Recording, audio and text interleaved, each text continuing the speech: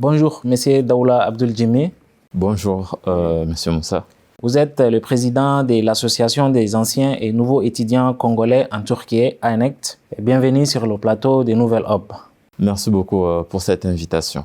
Donc, vous êtes le président de l'ANECT. Donc, quel est le but de cette association? Tout d'abord, pour commencer, l'ANECT a été créée en 2015. L'ANECT a pour but de pouvoir aider les étudiants congolais qui viennent ici en Turquie durant leur parcours scolaire, à leur aider aussi à l'adaptation, comment s'adapter ici en Turquie, et aussi bien évidemment à leur épanouissement. Mais avec ANECT aussi, nous avons essayé, en tout cas nous sommes en train de travailler aussi pour donner une image positive de notre pays, essayer d'être des bons ambassadeurs pour notre pays ici en Turquie.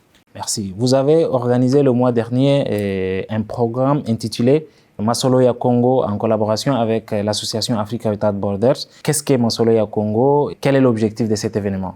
Exactement. Comme je l'ai dit précédemment, nous essayons bien évidemment de représenter positivement la République démocratique du Congo, notre très cher et beau pays. Sur ce, on avait bien évidemment eu cette idée-là parce que nous attendons aussi beaucoup de choses qui se disent sur les réseaux sociaux, sur Internet, sur YouTube. Maintenant, on a voulu un peu éclaircir, donner notre opinion de ce qui se passe réellement au Congo. Et aussi, d'un côté aussi, montrer aussi la culture de notre pays. Donc, c'est un peu les deux sujets phares de notre activité précédente de Masoloya Congo. Donc, justement, depuis plus de 3 décennies, on entend parler d'une guerre qui se poursuit dans l'est de la République démocratique du Congo. Quels sont les principaux facteurs qui alimentent cette violence-là? Les principaux facteurs qui alimentent cette guerre-là, je peux dire qu'ils sont au nombre de 3. Premier facteur, c'est d'abord la présence des minerais rares qui sont prisés par le multinational occidental, tels que le coltan, le cobalt, lithium, manganèse, j'en passe. Et deuxième facteur aussi, je peux dire que c'est malheureusement suite à cette guerre-là, il y a aussi d'autres pays qui essaient d'en profiter. On voit un peu ce que je vais dire.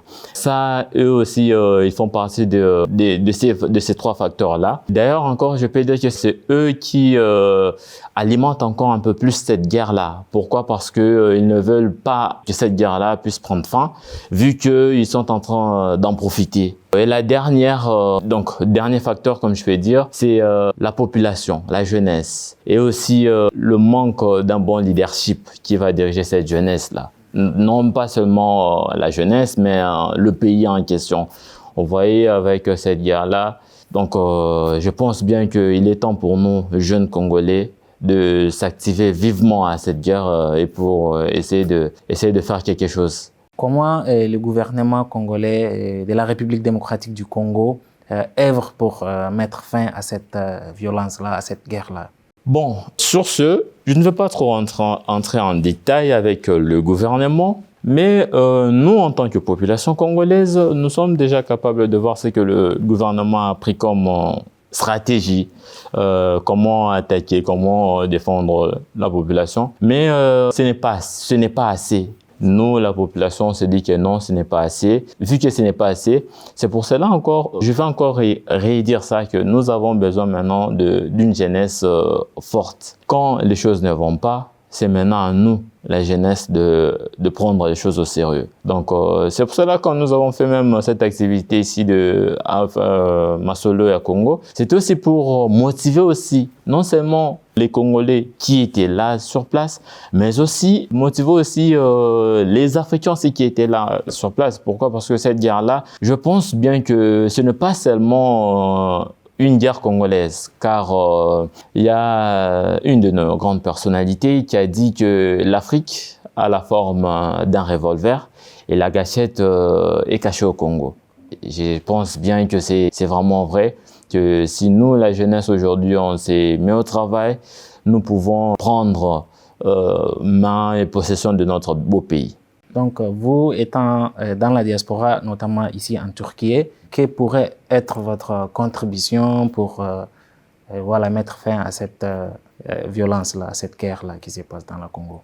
Exactement. Nous, en tant que membres de la diaspora, Ce que nous pouvons faire d'abord, c'est essayer d'être en contact avec certains gouvernements, donc des pays, des gouvernements qui sont amis avec la République démocratique du Congo, qui puissent nous soutenir avec ce que nous sommes en train de faire. Il peut y avoir des marches qui puissent nous soutenir dans ça, qu'ils puissent aussi nous soutenir aussi avec ce genre d'activités. Encore une fois que je veux citer Masolo à Congo, parce que ce sont des activités, vu que la Turquie maintenant, si je peux dire, c'est un pays ami avec la République démocratique du Congo. Nous avons les investisseurs turcs qui sont aussi au Congo. Je pense bien que c'est vraiment temps aussi, tous ces amis-là, qui puissent aussi nous aider, nous, la diaspora, avec nos activités que nous allons essayer de faire de gauche à droite. Ça peut être des conférences, ça peut être des marches, ça peut être beaucoup d'idées. Vous voyez, ça peut être beaucoup d'idées, voire même essayer aussi d'envoyer régulièrement des aides aux vulnérables, vous voyez un peu. Donc, aux gens qui sont touchés malheureusement par cette guerre-là. Donc, quel message pourrez-vous porter à l'endroit de la jeunesse, non seulement congolaise, mais africaine, étant donné qu'on sait que ce qui se passe dans l'Est de la République démocratique du Congo ne concerne pas que les Congolais, ça concerne tous les Africains et notamment la jeunesse. Donc, quel message aimeriez-vous passer à cette jeunesse-là, africaine, sur le continent et de la diaspora? Comme je l'ai dit encore, l'Afrique a la forme d'un revolver et sa gâchette est cachée en RDC. Mais en ce moment-ci, vous-même déjà, vous pouvez remarquer que l'Afrique est attaquée pas seulement en RDC, dans d'autres pays aussi. Nous avons même le Tchad, le Niger, le Burkina Faso, tout ça sont attaqués. Vous voyez. Et nous savons bien pourquoi est-ce qu'ils sont attaqués, par nos minéraux. Donc, c'est pour cela encore, j'aimerais bien passer ce message ici au peuple congolais et aussi aux Africains, qu'il est temps, il est vraiment temps, nous en tant qu'Africains, de se mettre au travail. Nous, Africains, donc que nous ne puissions pas rester juste là, bon, moi je suis juste un simple peuple, je ne peux rien faire, non. Vous pouvez contribuer à quelque chose, même en allant dans la rue, marcher, c'est déjà une grande contribution. En faisant des conférences, participer dans des conférences, c'est déjà une grande contribution. Donc, l'important, ce n'est pas seulement les résultats, mais c'est aussi le voyage, les démarches. Là. Parce que si vous commencez quelque chose, tout en croyant que vous allez réussir, vous finirez toujours par réussir. Donc, que personne ne vous dise que non, nous sommes faibles. Non, non, non. On doit commencer avec quelque chose. C'est pour cela, nous, avec Africa Without Borders, avec aussi d'autres associations africaines qui sont ici en Turquie, on essaie de faire de notre mieux, de bien représenter d'abord nos pays. J'appelle aussi à d'autres compatriotes qui sont à l'étranger, France, aux États-Unis ou partout ailleurs, bien représenter nos pays. J'aimerais aussi dire quelque chose pour finir. Les chants, par exemple, les chants, la musique, bien sûr, ça fait partie de notre culture. Mais j'aimerais aussi appeler aussi à nos musiciens, qui puissent chanter des chansons un peu plus aussi patriotiques, pour ramener cet amour-là patriotique. Parce que si nous avons l'amour patriotique en nous, je pense qu'on peut commencer à faire beaucoup de choses.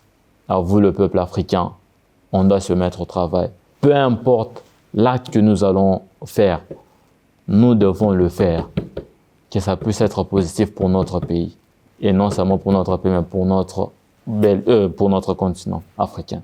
Merci beaucoup, M. Daoula Abdul-Djimi. Je le rappelle, vous êtes le président de l'Association des anciens et nouveaux étudiants congolais en Turquie. Donc, merci d'être passé sur le plateau des Nouvelles Aubes. Le plaisir est partagé. Okay. Merci beaucoup. Merci beaucoup.